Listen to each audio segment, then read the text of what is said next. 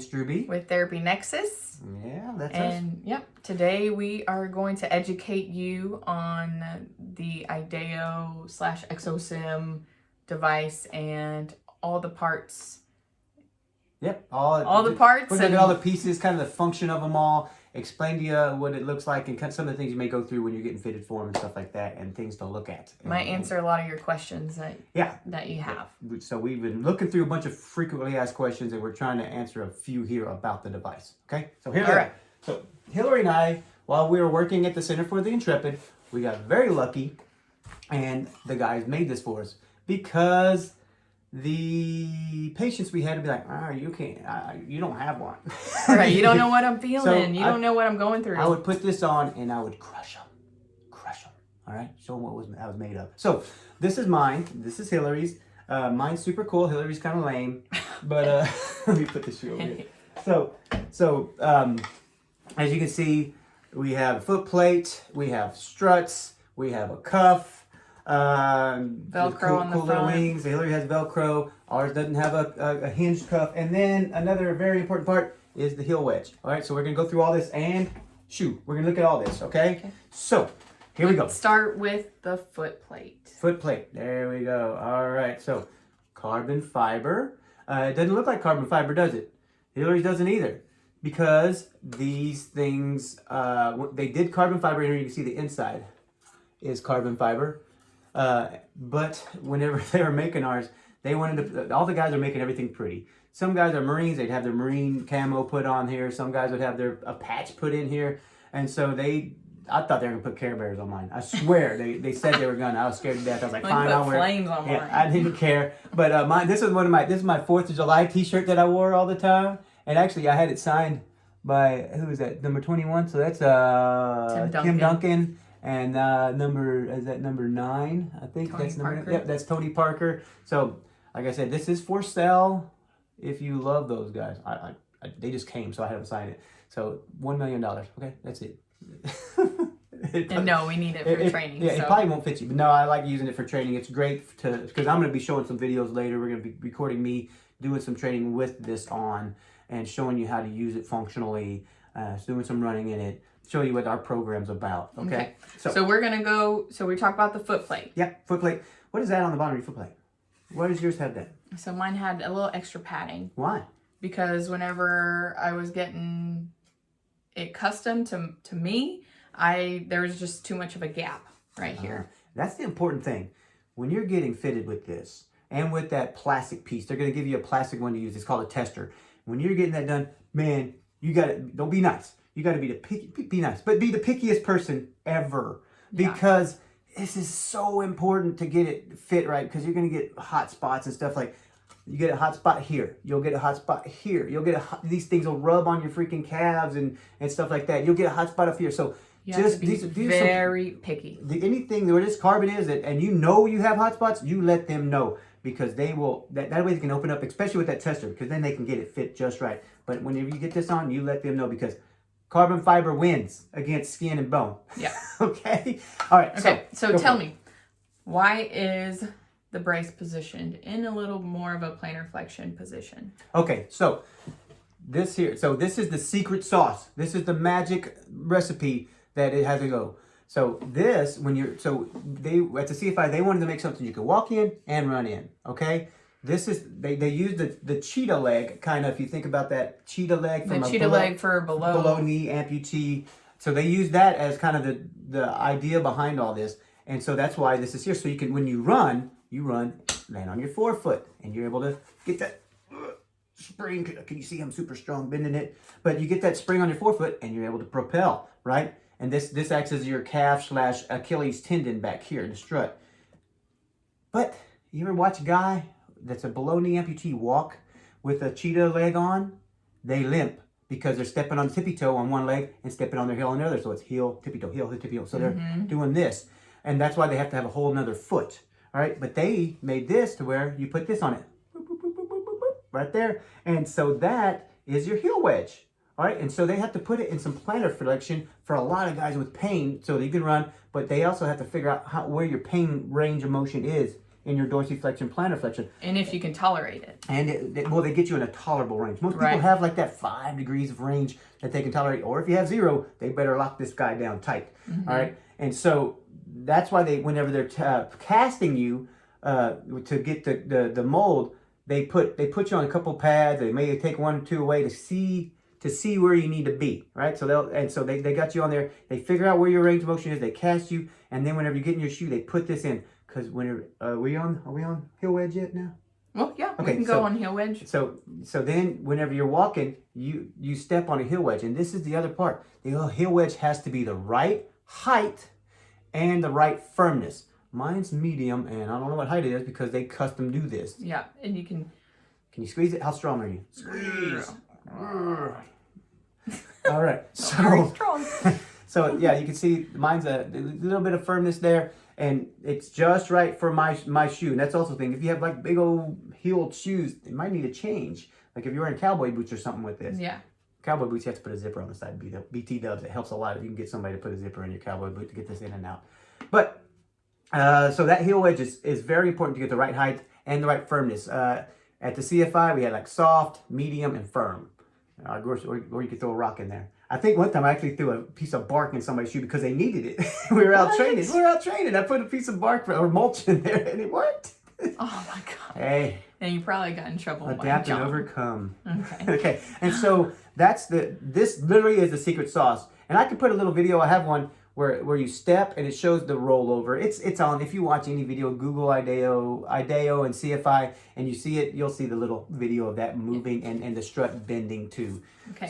So with the heel wedge helps with just normal walking. Yeah. Right? So, but the point of it to be in a slightly more plantar flex position is for that dynamic movement. Yeah, for that running and lateral jumping. Because you want to movement, be in that athletic stance, that kind of mid stance with a lot of things you do, because that is where that weight goes through and that pressure through the knee goes in the cuff, and then the spring happens, right? Yeah. It springs and propels you forward. Yeah, and some people disagree that you shouldn't land on your heel when you run, and we'll get around that later, but if you think about it, just ask somebody that can tolerate it to run on their jog in place and only use their heels. Yeah, it'll hurt. It doesn't work. All right, jog in place and you'll land on your right on your foot, just barely. So jump rope. Yeah, jump rope, land on your heels. Yeah, right. It doesn't work. Yeah. All right, so that's why it's like that, so you can actually land appropriately. Okay, next. What's Okay, next? so we talked about the foot plate. Yep. We talked about the heel wedge.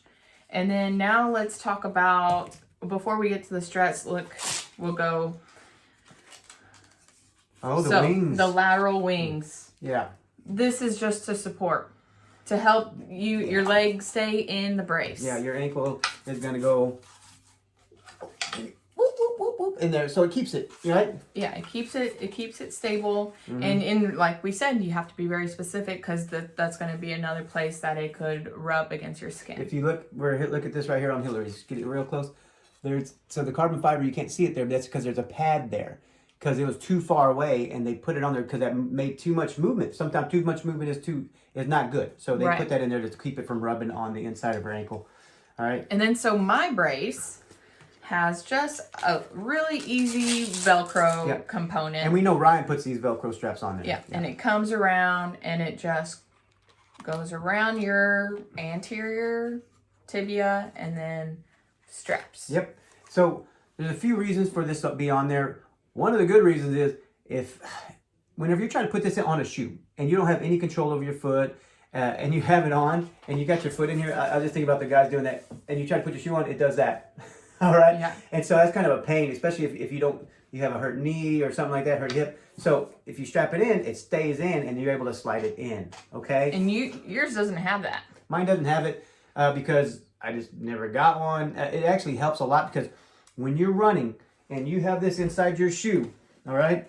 Yeah, I don't need heel wedge right now. Okay. But you have it inside your shoe, your heel's going to do this, and it does this. It moves in and it pops out all the time because it's just slippery. Some people put actually skateboard tape on here to hold it in, but it makes it really hard to put in there, and it starts tearing up. But it keeps it in. Yeah, and then they also put like a rivet here, and then like you said It's if you think of like a motorcycle helmet strap to strap it down. And they strapped it down so this part wouldn't come up. That's something that I asked them to do, and then the front strap is something I asked them to do because I'll put a video in here of a guy. It'll be right now.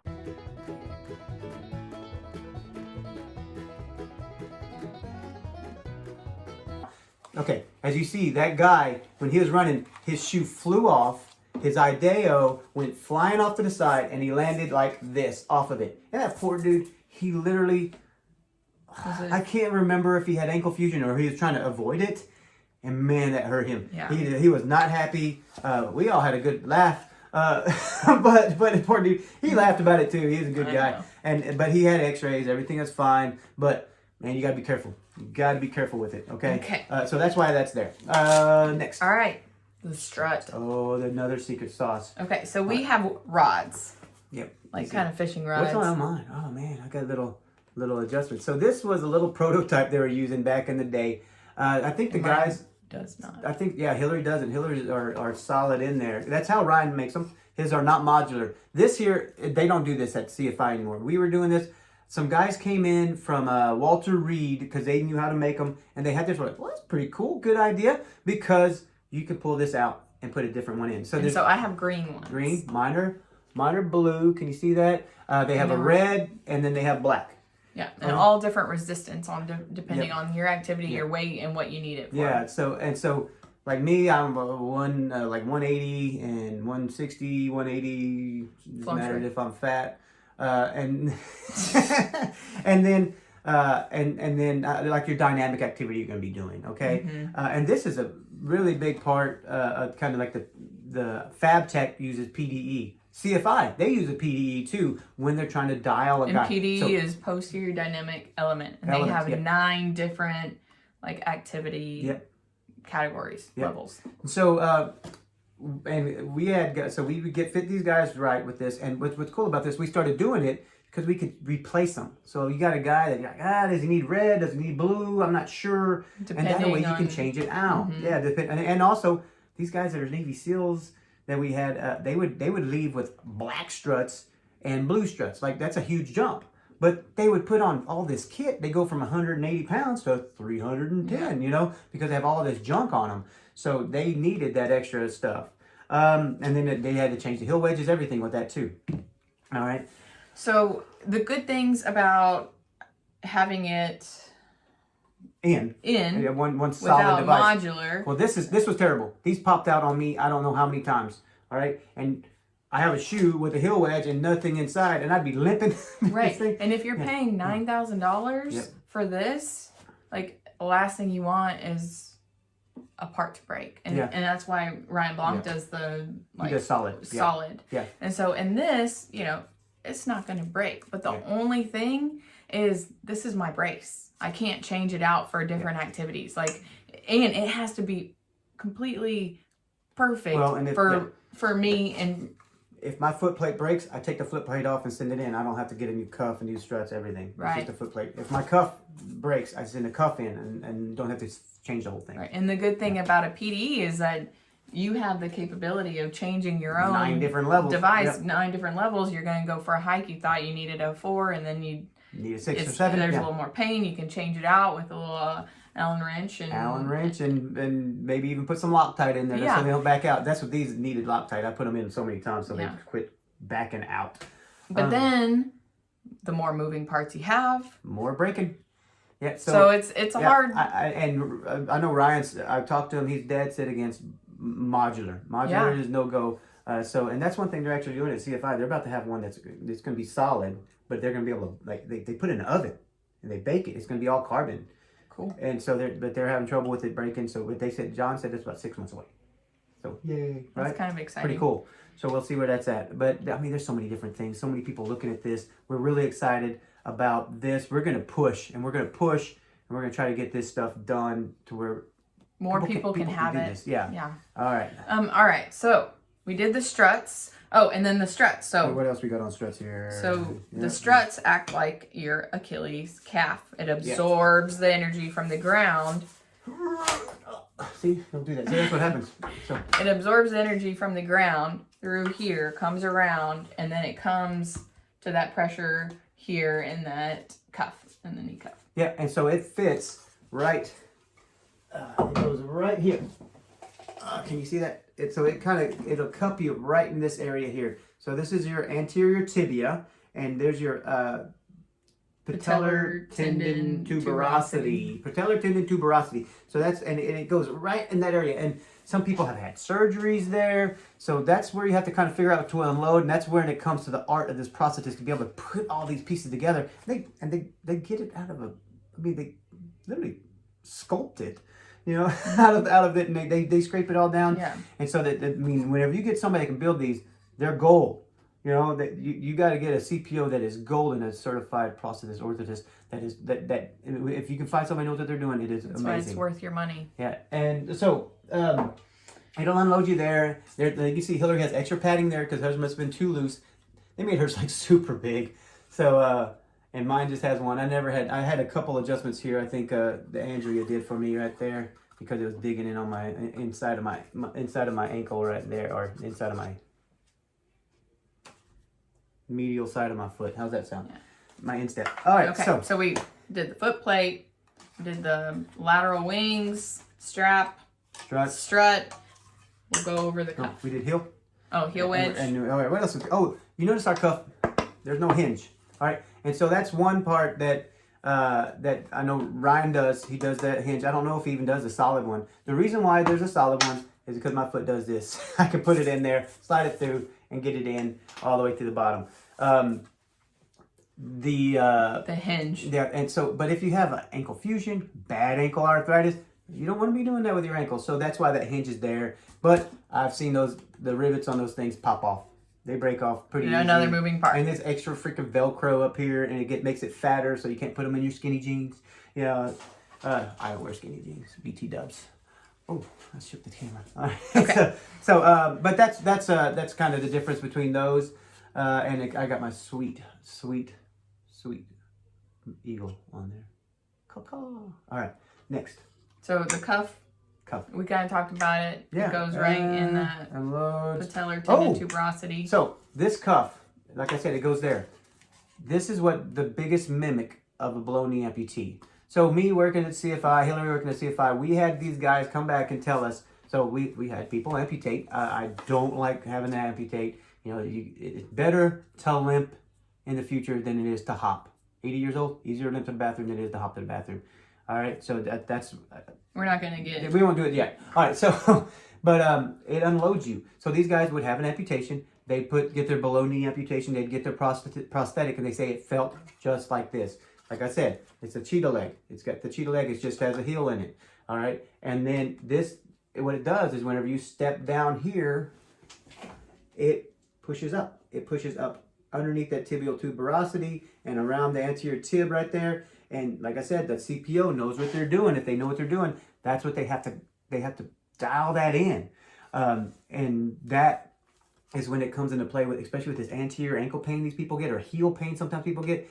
You don't want that much bend. That's whenever these struts come in, and that pickup, because you're gonna load that guy. Can you see me loading it? It's loading and then propelling forward. So if that bends too much, that's whenever the struts come in there, and then this plantar flexion comes in. It's all got to be dialed in the heel wedge. It's all got to be dialed in just right. Conserve that energy and then produce that energy. Yeah. So you load forward. this. It stores that energy in there, and it allows you to like your Achilles tendon would do. It's a natural reflex for you to land on the ground and push right back off. Okay. Anything else on there? So you get this brace, and you have a couple of days to practice to train with it. But you got about a week? You were there for about a week? It takes more than 2 months, exactly about 66 days to make something a habit. Yeah. A behavioral habit. And so if you only have a couple of days to train with this, you probably go back and you're going back to your poor habits that you produced throughout so many years. Like literally people have to be taught how to walk. All right. So if you've been walking poorly for however many years your injury's been, if it's been your whole life or just a couple of years and months, you're walking and you've made compensations. Some people pick their foot up, or they point it down, or they'll splay their toes out real wide. You can't do that in here. You got to walk like a regular. You just got to you got to walk easy. You got to learn how to walk, and then you got to learn how to run. And like Hilary said, you got to do it right. And like I always say, perfect practice promotes proper performance. Oh, I got it. You got it right. It's so hard to say, but really, it does. It promotes proper performance. So you got to practice this perfectly. And Hilary is so mean, but she wants to make sure you do it right. Yeah. So it's done. So you don't cheat yourself. And she is spot on. I will too, especially when running. I will pick on you so bad, but you got to do it right. If you're out there training with somebody that doesn't know what they're doing, you're gonna get hurt. You're gonna break this thing. And you're not going to use the device efficiently and fully to its potential. Yep. And God forbid later on you think it doesn't work and you get amputation. Because that's we don't want it. We don't want that. So you can learn how to run in this thing. I've seen people change their life, and you feel it when you first walk in. You feel the unload. You feel all that, and you can be trained how to do this. And you won't even, if you're wearing pants and shoes, nobody will notice you have it if you do it right. Okay. All right. Cool. All right. Did you talk about? Yeah, you talked about your shoes. I didn't talk about the Solomon's? shoes. Nope, not yet. All right. So that's last thing is shoes. I've worn these things. Oh, let's go ahead and put that wedge. So heel wedge. This is the whole component here, right? Heel wedge, IDEO / ExoSym, and shoe. So it's in there. You can see it. Squash that heel wedge, right? And that's how it works. You squash the heel wedge and you roll over. I've had these things since I got this. All right, I worked at the CFI since 2013. 2013 to 2018, all right? And I think I got this thing after a few months of being there. And you can see this. This isn't torn up. That's right where that IDEO is rubbing. And this isn't torn up. So these are pretty good. These are called Solomon X Wind Pro. All right. And are both of these the same size? Yeah, they're the same size. But some people have to get, you know what I mean? More some likely, people have to have a huge IDEO. You know what I mean? Some people have, like... Depending on how much you have to do. But right. these are the same size. I don't know what size they are. But these are great shoes. But I beat the child hundreds of miles on them. All right? And so I would recommend these. These are decent. All right? I can put a link for them in the description. It's an Amazon associate link. All right? Yes. So, And then, so like, he was lucky that he could wear two. yeah, some people have same different size, sizes. but Some people have such... But with the, IDEOs. if you only have one brace, the likelihood of you buying two shoes, two different sizes, is high. Yep. All right, and so like I was saying, these shoes they work great. I would recommend them. I'm gonna put a link, associate link. It's an Amazon associate link for Therapy Nexus to find these, and I'll find other ones. But like I said, these are great. People recommend others, but these are really good. High tops work really good if you can find high tops. Ultras have a high top. Let's see. Balance wide. Yep. Okay. And so let's look. I think we hit everything. So we, on our website at therapynexus.com, we'll have frequently asked questions, and we go over fab tech that we've researched on. We're going to get some and try them out and beat them up. All right. And then we're going to be training people in those too. But ExoSym, IDEOs. And we're going to have a 1 week, 2 week, and 4 week training sessions. 1 week, 2 week, 4 week training. They're going to be coming up. You have to apply. You can send an application, video in, so we know kind of what we're dealing with. Because if you're not doing very well, you probably need 4 weeks. Like she said, 66 days. So we're not going to keep you here for 66 days. But we want to provide something that's going to improve your quality. So we need life. to see also the people. We're going to allow probably like 4 people at a time to come. So I can watch 2, Hilary can watch 2, and then it's going to be 2 a days. You'll be doing it in the morning and doing it in the afternoon. Mm-hmm. All right. And that's 5 days a week. And it's going to be, it's pretty brutal, but we're going to get some of the guys that we've trained in the military to do some videos to let you know about that you can expect. It's going to be pretty good training, or excellent training. And we've been doing it. We did it for 7+ years together. Okay. So, all right. Cheers. Here we are. Boop.